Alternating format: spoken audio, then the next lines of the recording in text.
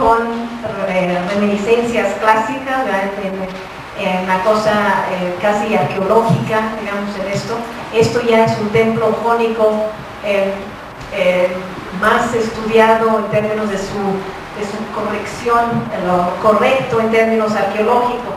Eso no es un accidente, desde el siglo XVIII se habían estado haciendo exploraciones arqueológicas, pero en el siglo XVIII es la gran época de la exploración arqueológica y los franceses tomaron un papel muy importante en las exploraciones arqueológicas en todo el mundo mediterráneo. Entonces era muy importante ya representar la antigüedad siempre con más y más precisión arqueológica. Y de nuevo, en cuanto a factura, muy importante lo del dibujo y los colores locales y ese tratamiento distante en cuanto a la representación del proceso de la pintura. El proceso de la pintura no se debe de ver, lo que se debe de ver es un resultado perfecto. ¿Sí? Eso es la base fundamental de la pintura clasicista.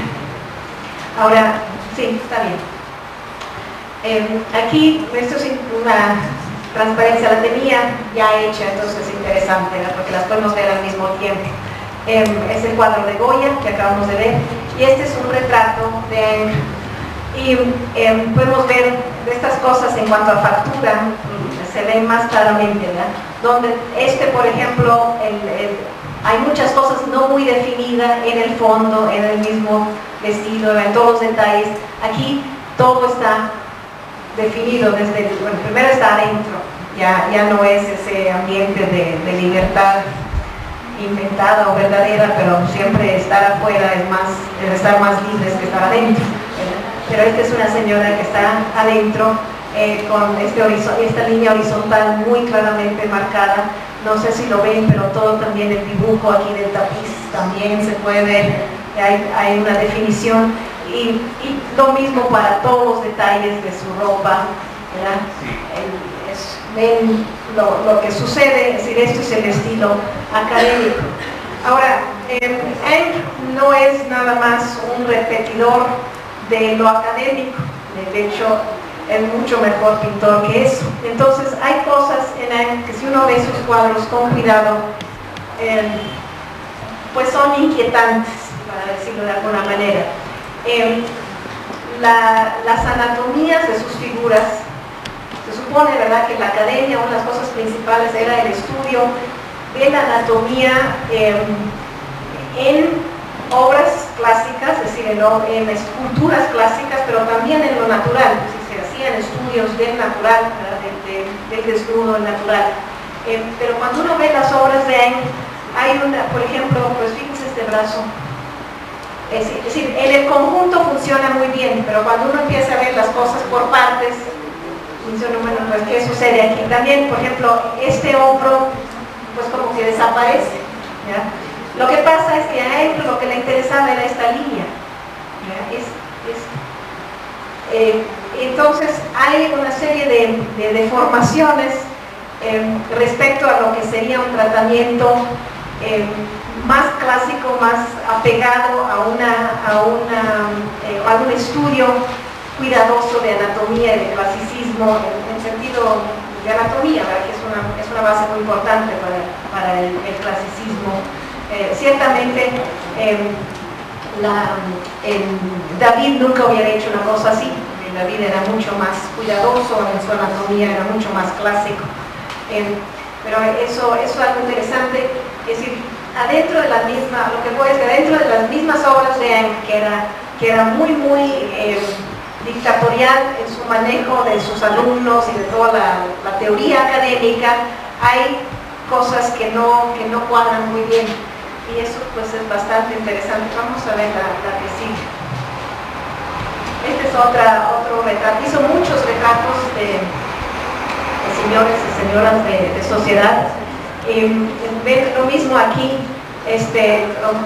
como conjunto, pues es extremadamente bonito, ¿verdad? Es decir, hay eso, también el efecto del espejo atrás, todos estos detalles, el colorido es precioso, todo en tonos de azules.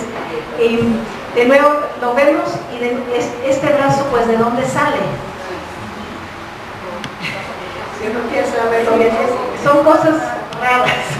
Y obviamente, de nuevo, yo creo que lo que le interesaba a él, es decir, logra hacer un cuadro que obviamente tenía mucho éxito. Ingres era un pintor apreciadísimo. Y lo que le interesa es una serie de líneas de composición, especialmente lineales, ¿verdad? Que crean, que hacen que estas cosas, cuando uno ve el conjunto, no se noten. Es bastante interesante.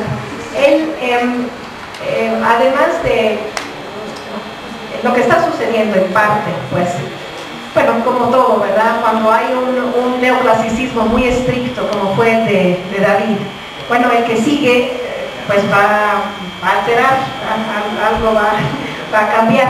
También lo que está sucediendo es que además de estar viendo las obras clásicas, estaba viendo mucha pintura italiana de siglos XIV, XV, el Renacimiento antes del siglo XVI. Las obras tempranas de Rafael, por ejemplo, esta acá, de las vírgenes de Rafael, pero las primeras.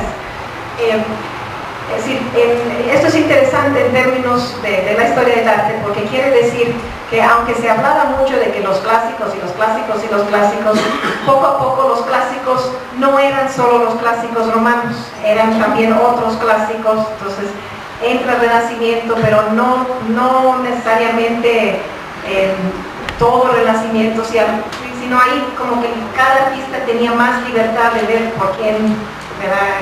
A quién le copiaba o dónde se inspiraba más. En el caso de Ingres, él establece que Rafael es el mejor pintor del Renacimiento, que eso viene de él y de su época. Es aquí que empieza el culto a Rafael como el grandísimo pintor del Renacimiento. Y aquí sigue.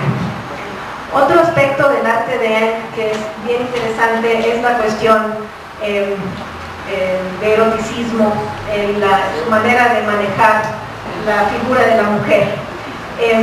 Este es un tema clásico, es Zeus con la Tetis, que es la mamá de Aquiles.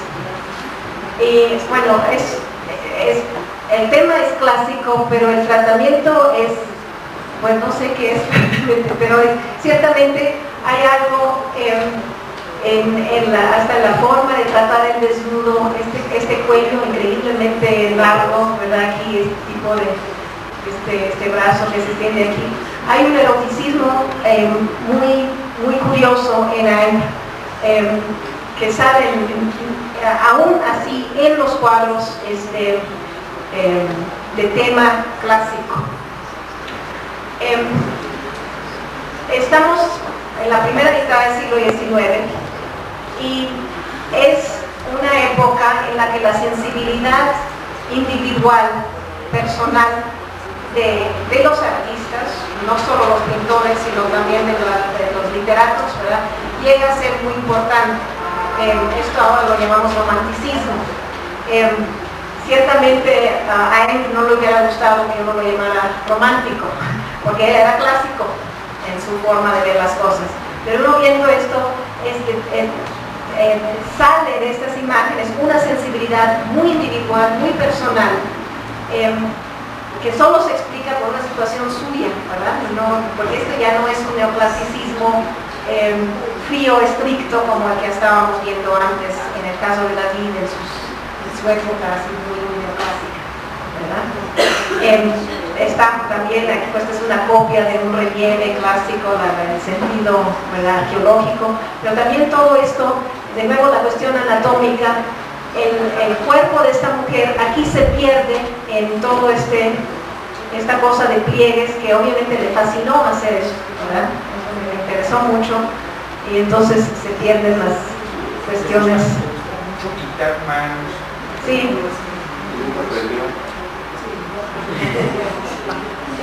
No, pero era el dictador de la academia, ¿verdad? Él hacía y deshacía las carreras de todos los jóvenes de su época. Por eso lo llegaron a ayudar a odiar muchos pintores jóvenes, fue un problema.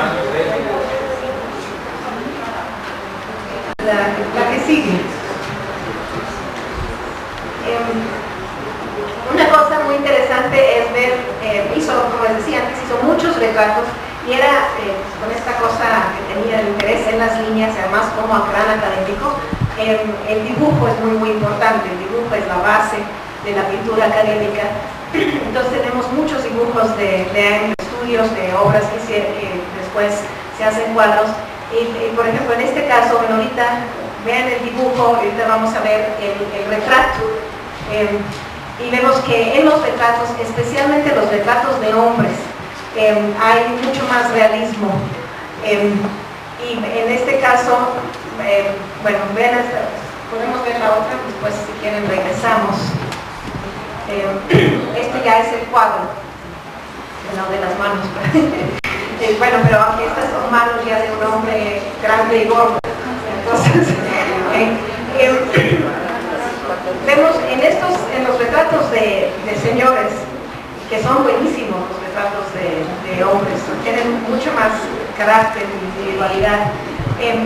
Ciertamente hay más realismo, ¿verdad?, en estos cuadros, aunque de nuevo la técnica sigue manteniéndose, ¿verdad?, como dibujo, una precisión en el dibujo, etcétera, en los detalles, aunque este es un retrato muy escueto, ¿verdad?, en cuanto al colorido.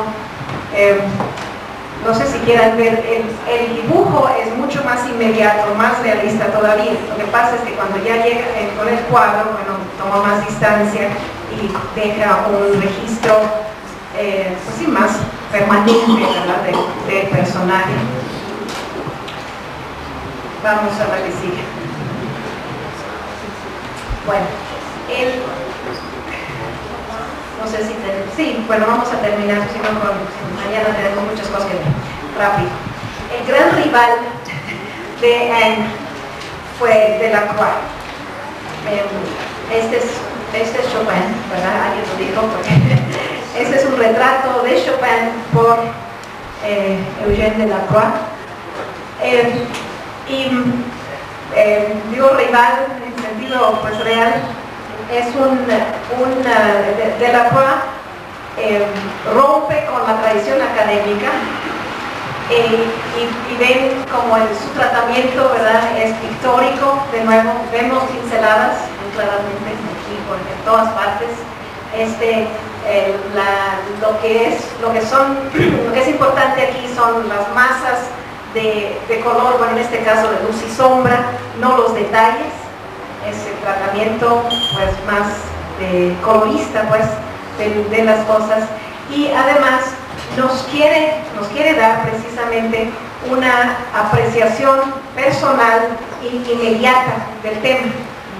Y en el caso de Delacroix, pues sí podemos hablar de romanticismo, y además a él le gustaba eso, si él era conscientemente romántico, es decir, que lo que era importante era su percepción personal, individual, de otro individuo, y eso era lo que nos quería presentar. No es tomar distancia, sino acercarnos en forma emotiva al tema. Esto no lo tengo a color, pero para que este es autorretrato de la cual, nada más para que tengan idea. De ahí ven, él también se presenta a nosotros en esa misma forma, muy directa, muy bueno, vamos a la otra porque la transparencia es demasiado humana. ¿Qué pasó? No sé si quisieran. ¿De David? Jacques Louis. Yo les quiero preguntar, estos son de joya, pintas, cosas monstruosas y demás, dentro de esto se pueden colocar. Ese es como estilo. Pues ese es el gran problema de Goya, que rebasa si no había nadie que pintaba así en esa época. Un poco va adelante a cuestiones entre realismos y expresionismo, pero es otra cosa. No se le puede. Es Goya, Inés.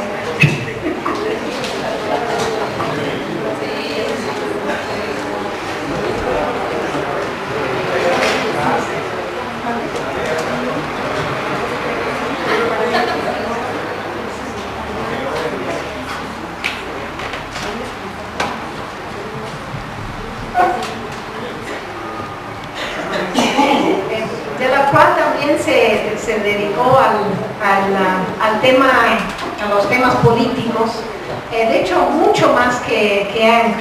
Es interesante que Ang, siendo el director de la academia y todo, claro, y los temas históricos eran muy importantes, era la categoría, eso es importante. En la academia se estableció una jerarquía de géneros. Entonces la pintura de historia, de los temas públicos, moralizantes, etcétera, esa es la máxima altura de la pintura. Es decir, que un pintor grande va a pintar temas grandes y temas públicos. Eso es un legado, pues, de David, ¿verdad? Que la gran pintura es pintura pública y de tema público universal, digamos. Anger hace eso hasta cierto punto, más por el lado alegórico, como la apoteosis de Homero que vimos al principio, ¿verdad? Delacroix también se dedica a la pintura de historia, pero eso es muy interesante, a la pintura de historia contemporánea, y muchas veces ni necesariamente de Francia, sino de otras situaciones de entonces. Y una cosa muy interesante, la situación de Grecia en aquel tiempo, que estaba en una guerra, los griegos estaban tratando de liberarse de los turcos. Entonces era una guerra de liberación, digamos, nacional, y Delacroix, como muchos intelectuales de su tiempo europeos, tomaron partido por los griegos, y él hace varias pinturas sobre el tema de Grecia, la lucha, pues, de los griegos por su libertad. Esta es una representación de Grecia, es una personificación de Grecia. El título es Grecia muriéndose en Missolonghi. Missolonghi fue un lugar donde hubo una batalla.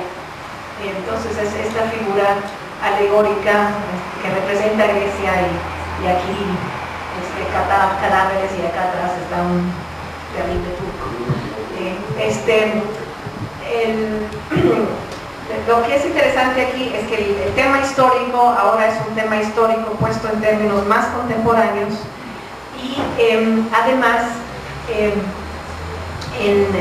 contemporáneo exótico, ¿verdad? Es decir, los griegos y los turcos pues están bastante lejos, especialmente de aquella época de Francia, de lo que se consideraba era el mundo civilizado.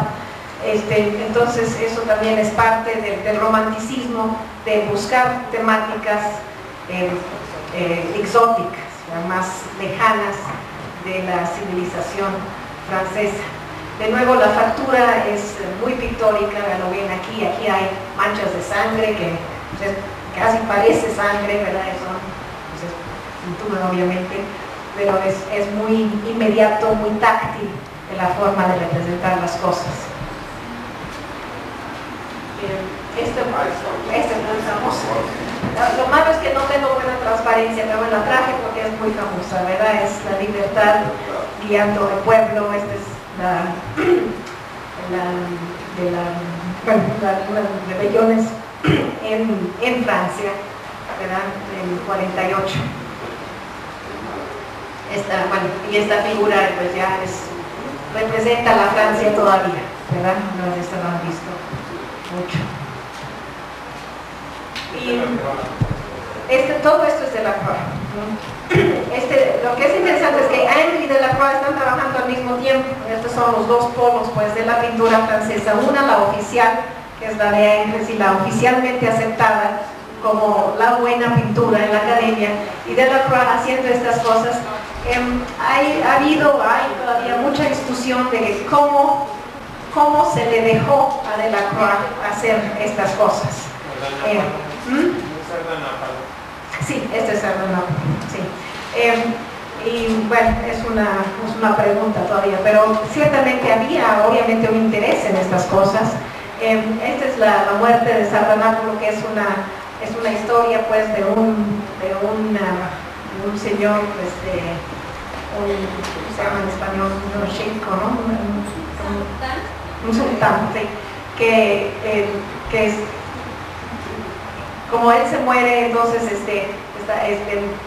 sacrifican, ¿verdad?, a sus mujeres, a sus caballos, etc. Es todo el desorden pues completo de esto.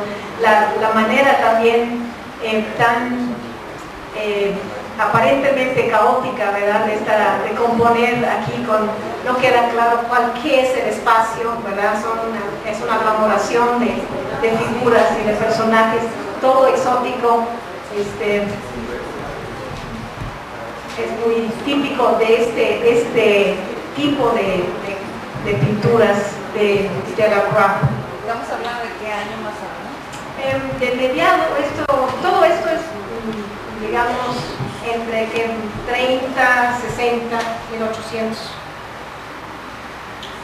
Antes, no tan tarde como 60, no va más allá de 50 más o menos. No recuerdo exactamente el año en que se murió Delacroix, pero es primera mitad del siglo XIX, después de los 20.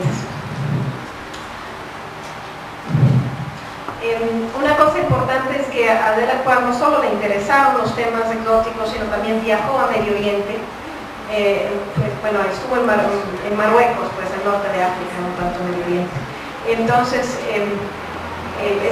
ese es algo muy importante, no solo en términos de Delacroix, sino para todo lo que viene después en la pintura, el buscar renovación artística por medio de culturas exóticas, ¿no?, de culturas fuera del centralismo, del eurocentrismo de los demás. Entonces, mientras una gente, un clásico, ¿verdad?, estaba viendo nada más a la antigua Grecia y Roma, pues ahí va Delacroix a Marruecos a dibujar escenas de la vida de allá. Eso, claro, le dio no solo temática exótica, temática nueva, sino también se habla mucho de que ahí vio los colores de otra manera, ¿verdad? Es otra sensibilidad visual que adquiere en una cultura diferente, también bajo condiciones de luz muy distintas. Creo que hay otro de estos. Es un poco roja la transparencia, pero esos son personajes, ¿verdad?, que él retrata en el norte de África, y vemos de nuevo la insistencia en la libertad de la pincelada, y son estudios, ¿verdad?, pero